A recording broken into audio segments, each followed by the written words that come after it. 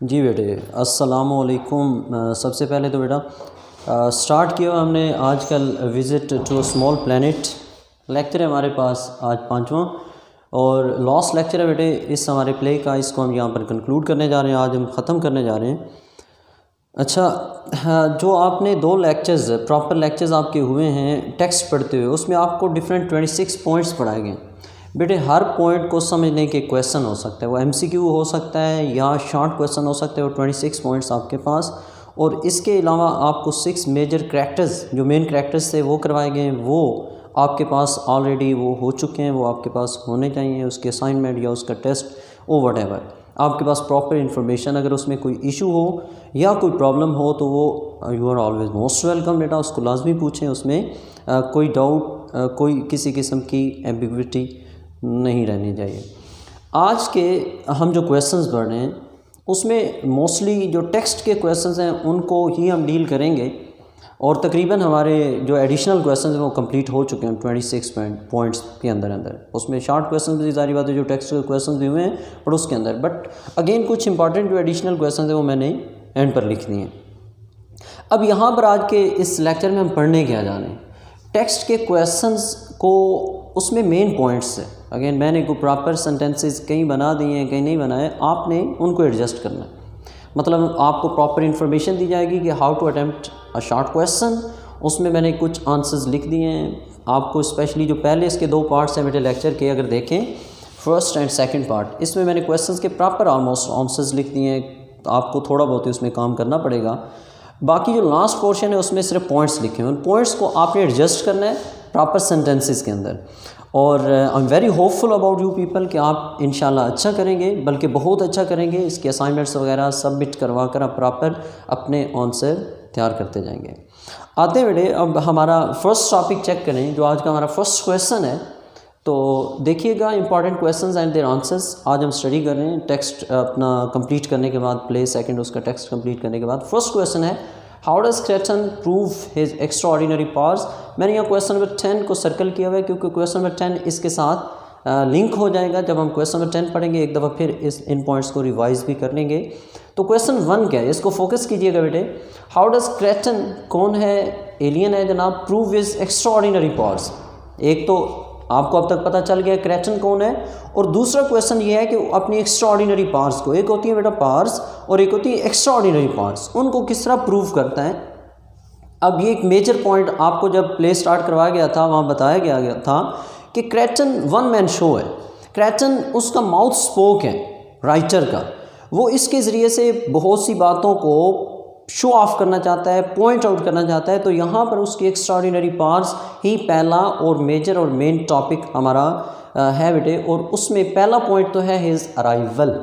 ये बात बड़ी क्लियर होनी चाहिए, ये पॉइंट आपका क्लियर होना चाहिए कि सबसे पहली और बड़ी बात बेटे, उसका आना ही उसकी एक्स्ट्राऑर्डिनरी पावर को प्रूव कर देता है। क्यों? क्योंकि वो डिटेक्ट नहीं होता, उसकी जो डिटेक्शन ना होना, वो इनडिटेक्ट रहना, किसी को पता ही नहीं चलता जब तक वो लैंड नहीं कर जाता। नासा है, ये पूरी अमेरिकन पावर्स हैं, ये पूरी वर्ल्डली पावर्स हैं, अर्दली पावर्स हैं, वो सारी की सारी उसको डिटेक्ट नहीं कर सकती। पहला पॉइंट जो बेटे डिटेक्शन का होना चाहिए कि उसका जो अराइवल है, उसका यहाँ पर विजिट करना, उसका यहाँ पर लैंड करना। और उसकी सबसे बड़ी पावर क्या है कि वो कहीं किसी भी हमारे जो अर्दली इंस्ट्रूमेंट्स हैं वो उसमें डिटेक्ट नहीं होता, और यहाँ पर लैंड करने तक उसके बारे में किसी के पास प्रॉपर इन्फॉर्मेशन नहीं है। उसको अक्सर मिटियोर समझा जा रहा था। फिर सेकंड पॉइंट है बेटे उसकी माइंड रीडिंग एबिलिटी। जब वो यहाँ आ जाता है तो वो अपनी एक्स्ट्राऑर्डिनरी पावर्स में जो इंसानों को इम्प्रेस करता है यहाँ पर, और स्पेशली जनरल पावर्स को और बाकी लोगों को, वो बेटे क्या उसकी, वो उसकी माइंड रीडिंग एबिलिटी है। रादर आप उसको थॉट हियरिंग और माइंड हियरिंग एबिलिटी भी कह सकते हो। फिर पॉइंट है बेटे उसका स्पेसशिप। वो किसी की समझ में नहीं आता कि ये किस तरह वर्क करता है, किस तरह बोर्ड होता है, किस तरह मूव होता है, किस तरह ट्रैवल करता है। इंसानों की समझ में कम अज़ कम यहाँ पर वो कोई उसको समझ नहीं सकता। वो इंस्ट्रूमेंटलेस है, उसके अंदर कोई प्रॉपर इंस्ट्रूमेंट्स यूज़ नहीं हुए, ना उसके अंदर कोई फ्यूल यूज़ हो रहा है। जस्ट एक अननोन सी या हिडन सी एक मेटल है, और वो शाइनिंग मेटल है, उसके बस वो मूव करता है ये पता है, बट कैसे करता है इसका किसी को पता नहीं चलता। एक्स्ट्राऑर्डिनरी सिक्योरिटी की बात करेंगे बेटे फोर्थ पॉइंट में, कि उसकी जो सिक्योरिटी है, चाहे उसकी अपनी चाहे उसकी स्पेसशिप की, वो भी एक्स्ट्रा ऑर्डिनरी है, ठीक है, सुपर ह्यूमन बीइंग है। वो इस तरह है कि वो जिस तरह हमें बताता है कि उसके गिर्द बस एक जो है उसकी मैग्नेटिक फील्ड बनता है, और वो मैग्नेटिक फील्ड इतना पावरफुल है कि उसको कोई भी जो अर्थली पावर है उसको ब्रेक नहीं कर सकती। Proper control on his nerves and is अनशेकन confidence in every bitter condition. भाई उसके नर्व्स इतने स्ट्रांग है, जितनी भी उससे बदतमीज़ी से वो बात करता है, पार्स उसको गुस्सा शो करता है, वो कहीं भी अपना जो उसके नर्व्स हैं वो शैटर नहीं करते, बड़े तहम्मुल से, बड़े पेशेंस के साथ till the end of the play सारी बातों का बड़े सुकून के साथ, बड़े कॉन्फिडेंस के साथ जवाब देता है। वो कहीं भी घबराए हुआ नज़र भी नहीं आता और गुस्से में भी नहीं आता। फिर बेटे last point is being immortal. इंसानों को क्रिटिसाइज़ भी करता है कि तुम लोग मर जाते हो, तुम्हें बीमारियां भी लगती हैं। वो कहता है कि हम इमॉर्टल हैं। उसका इमॉर्टल होना भी बेटे उसकी एक्स्ट्रॉर्डिनरी पार्ट्स में आ जाएगा। हाँ, मैं यहाँ पर ही लिंक कर दूंगा क्वेश्चन नंबर 10 को, ताकि हम कहीं दोबारा यहाँ पर आएँ तो हमें वो पॉइंट्स दोबारा रिवाइज़ ना करना पड़े। क्वेश्चन नंबर 1 जो आपका, मैं क्वेश्चन नंबर 3 पढ़ रहा हूँ बेटे। क्वेश्चन नंबर 3 का पार्ट 1 हमने पढ़ा, और क्वेश्चन नंबर 3 का पार्ट 10 एक दफ़ा पढ़ लीजिएगा यहाँ पर एक्सरसाइज के अंदर। तो बेटे क्वेश्चन नंबर 3 का पार्ट 10 है, how does Kreton impress General Powers. ये क्वेश्चन आ जाएगा, जनरल पार्स को वो किस तरह इंप्रेस करता है। तो अगेन यही पॉइंट्स आप लिख सकते हो बेटे। जनरल पार्स उससे इंप्रेस होता है उसके अराइवल से, उसकी माइंड रीडिंग एबिलिटी से, उसके स्पेसशिप से, उसकी एक्स्ट्राऑर्डिनरी सिक्योरिटी से, और उसके इमॉडल होने से। इन बातों से जनरल पार्स को इंप्रेस करता है। तो ये ऑलमोस्ट कॉमन क्वेश्चन है बेटे, क्वेश्चन नंबर 3 पार्ट 1 और क्वेश्चन नंबर 3 पार्ट 10। ये जो दोनों क्वेश्चंस हैं ये बेटे कॉमन क्वेश्चंस हो जाएंगे। हमारा नेक्स्ट टॉपिक अगर देखें तो वो हमारा बेटे क्वेश्चन है क्वेश्चन नंबर 2, क्वेश्चन नंबर 3 का part 2, what is the purpose of Craton's visit. तो यहाँ पर भी मैं लिख दिया purpose of Craton's visit. Craton यहाँ आता क्यों है, तो आप अब तक पढ़ चुके हैं, इसका आंसर आपके पास है। मैंने उसको ज़रा यहाँ पर रिटन फॉर्म में लिखा है बेटे, तो पढ़िएगा। पहला पॉइंट है ही इज़ अ हॉबीस्ट, आपने लिखना है हॉबीस्ट है जनाब, उसका शौक़ है ट्रैवल करने का।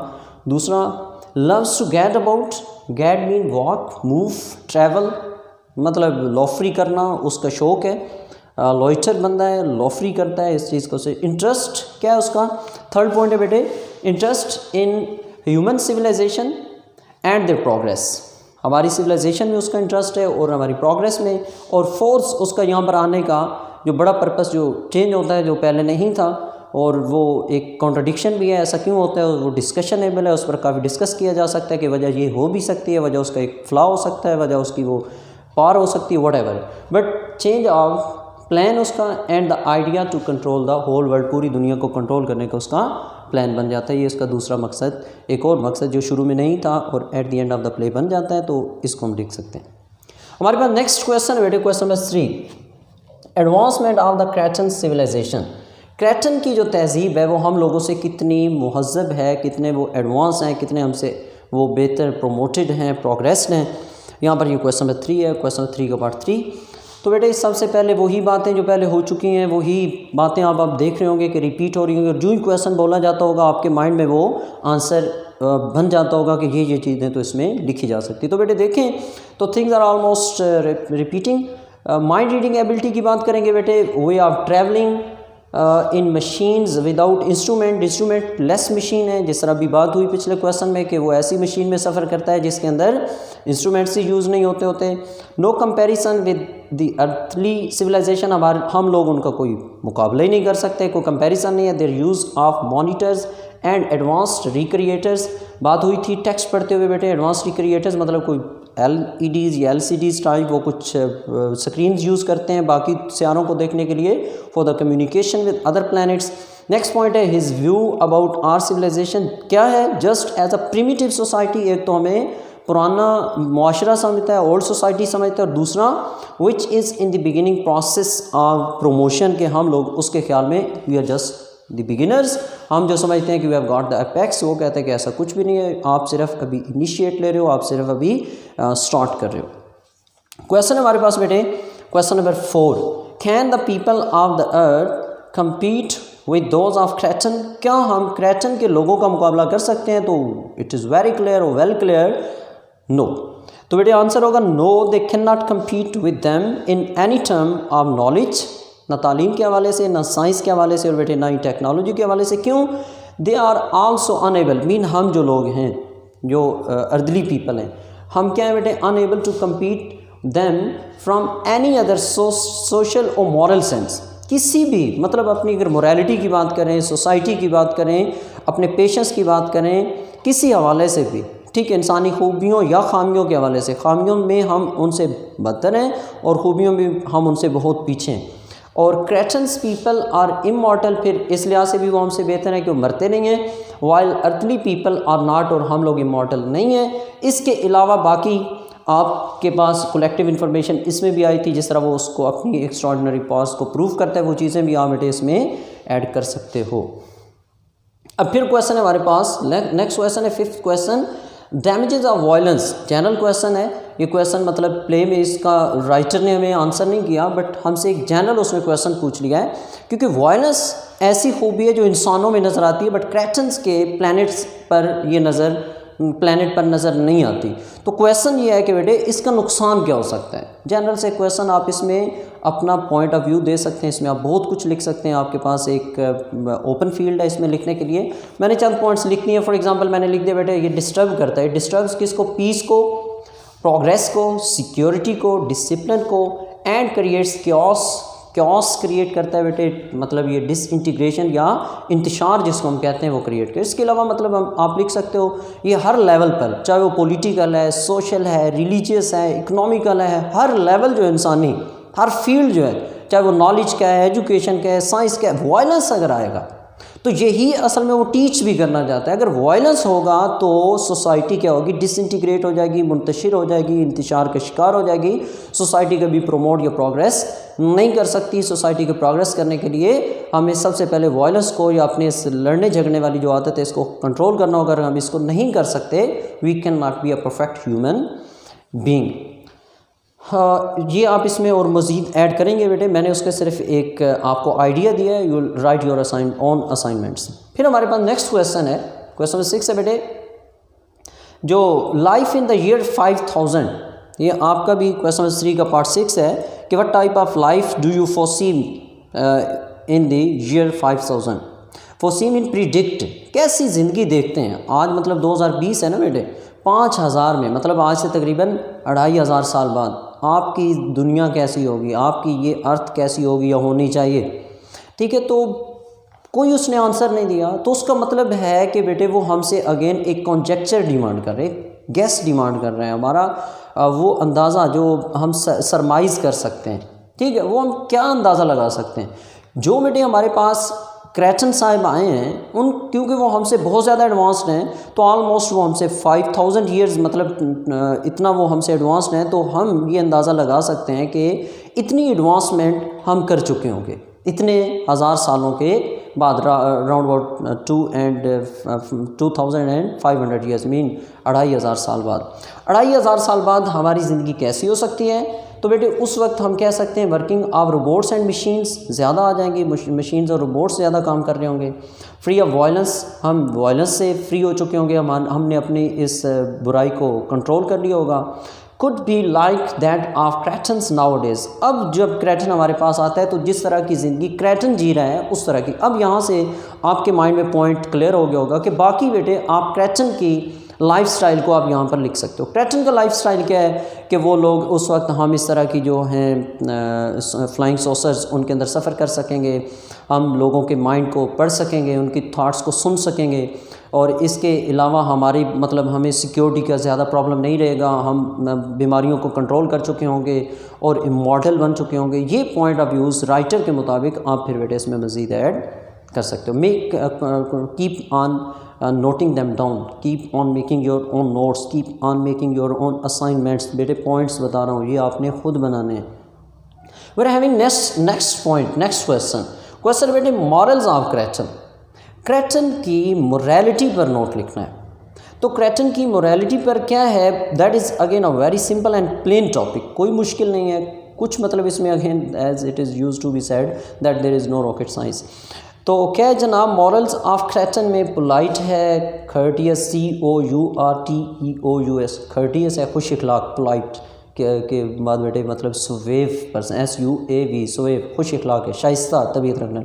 मॉरल है इखलाकी बंदा है, पेशेंट है उसके अंदर, सब्र है, एंड टॉलरेंट पर्सन है, और मतलब अपने आप को कंट्रोल करने वाला, बहुत जल्द गुस्से में ना आने वाला, झूठ ना बोलने वाला, लोगों की सोच को सुनकर उसको राज रखने वाला, लोगों के राज जानकर उसको राज रखने वाला, मतलब एक गहरा आदमी है, ठीक है, एक बड़ा सबलाइम किस्म की, एक बड़ी संचुअस किस्म की पर्सनैलिटी, संचुअस SUMPTUOUS, तो बड़े संचुअस किस्म की एक पर्सनैलिटी, एक बड़ी ग्रैंड किस्म की पर्सनैलिटी, बड़ी प्रोफाउंड किस्म की, बड़ी डीप पर्सनैलिटी हमारे सामने आती है।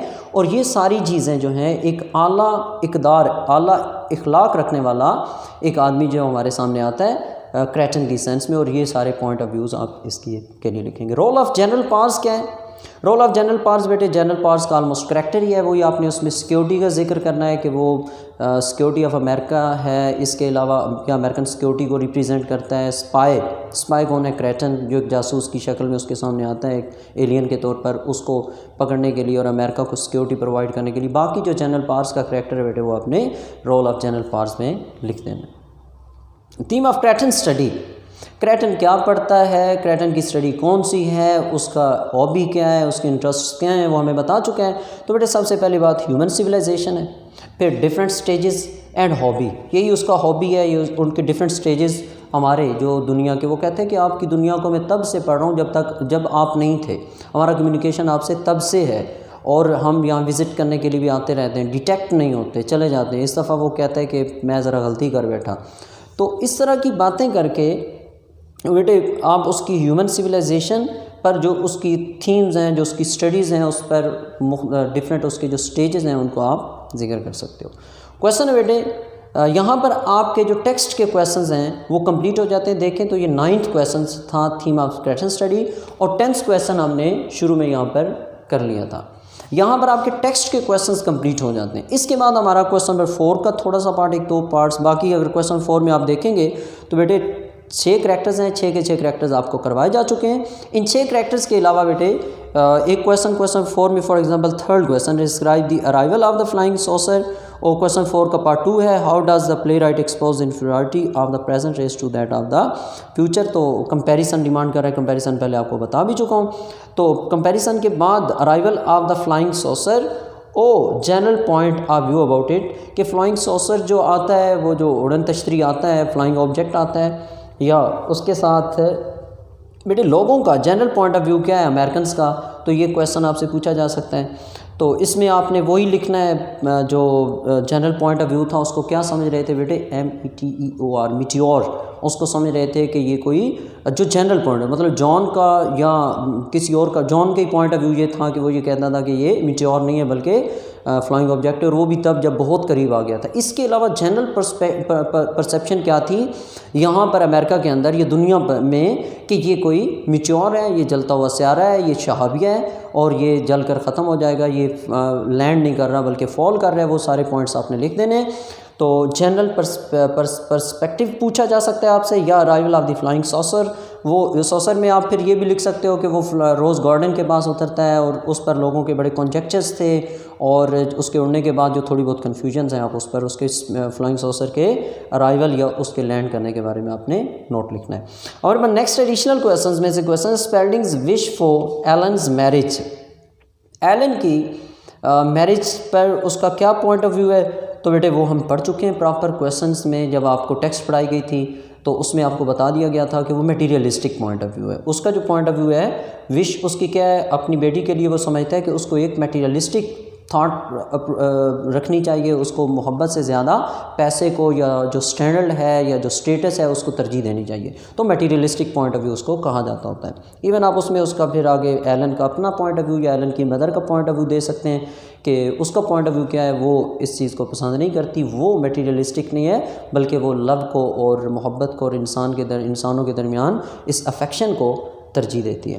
Craton's information about Powers mind, general Powers mind के बारे में क्या इन्फॉर्मेशन देता है, तो ये बात भी ऑलमोस्ट पहले हो चुकी है। उसी में बेटे थॉट रीडिंग के बारे में, थॉट हियरिंग के बारे में उसको क्या बताता है, ये क्वेश्चन आ सकते हैं आपसे, तो ये बात भी पहले हो चुकी है। एक तो उसको बताता है कि पहले वो इसको होस्टाइल एलियन समझ रहा था पहली सोच, और दूसरी दफ़ा उसको बताता है कि वो अपने प्रोग्रेस मतलब 2 स्टार से 3 स्टार्स के बारे में, अपनी प्रमोशन के बारे में सोच रहा है, उसको ये आंसर करता है। फिर क्वेश्चन है बेटे लास्ट क्वेश्चन है, बल्कि सेकंड लास्ट क्वेश्चन है, why is the house put under martial law, घर में मार्शल लॉ क्यों लगाया जाता है, ये कौन लगाता है? तो मार्शल लॉ बेटे जनरल पावर से लगाता है, और इसलिए कि वो लोग मूव ना करें, और जब तक वो एलियन या स्पाई यहाँ पर है उसके बारे में प्रॉपर इन्फॉर्मेशन लेने के लिए वो घर को मार्शल लॉ में। और सिक्योरिटी डिमांड्स, ठीक है, उसमें एक प्रॉपर वो फ्रेज़ बोलता है, वो आपको अंडरलाइन भी करवाया गया था, वो आपने लिख लेना है कि सिक्योरिटी डिमांड्स, मतलब that is the demand of the security. Miss know it all कौन किसको कहता है और क्यों कहता है? Miss know it all father अपनी बेटी को यानी स्पेल्डिंग एलन को कहता है, और क्यों कहता है? क्योंकि वो उसको अक्सर हर बात पर टोक देती होती है, उसके जो बात करने लगता है तो उसमें उसकी करेक्शन कर देती है, उसकी करेक्शन करने पर, उसको दरमियान में इंटरप्ट करने पर, उस इंटरप्शन की वजह से या उस करेक्शन की वजह से उसकी इस बुरी आदत कह लीजिए, उस वजह से वो उसको मिस नो इट ऑल के ऐसी मिस, या उसको टाइटल उसने दे रखा है अपनी बेटी को कि जो सब कुछ जानती है। The end of the play बेटे, इसके अलावा जो 26 पॉइंट्स अगेन मैं रिवाइज़ कर रहा हूँ, ये एडिशनल क्वेश्चन या आपके टेक्स्ट के क्वेश्चंस, इन सारे क्वेश्चंस की असाइनमेंट्स आपने प्रॉपर प्रिपेयर करके चेक करवानी है, और इसमें कोई कन्फ्यूजन या प्रॉब्लम हो बेटे तो लाजमी पूछनी है, क्योंकि बेटे आपका एसेट है, सिर्फ 2 ही प्लेस हैं, 2 प्लेस का 50-50% भी वेटेज निकालो तो बेटे 10 नंबर में 5-5, और फिर आपके जो MCQs इसमें से 4 या 5 नंबर के पूछे जाएंगे, तो वो क्लियर वही कर सकेगा जो प्रॉपर टेक्स्ट को पढ़ेगा और इन प्रॉपर असाइनमेंट्स को प्रिपेयर करेगा। And I am very hopeful कि आप लोग ज़रूर करेंगे। और बेटे तब तक नेक्स्ट प्ले को स्टार्ट करने से पहले मेरी तरफ से आपके लिए बहुत सी बेस्ट विशेज़। मिलते हैं इंशाल्लाह नेक्स्ट लेक्चर में। फ़िलहाल अल्लाह हाफ़िज़।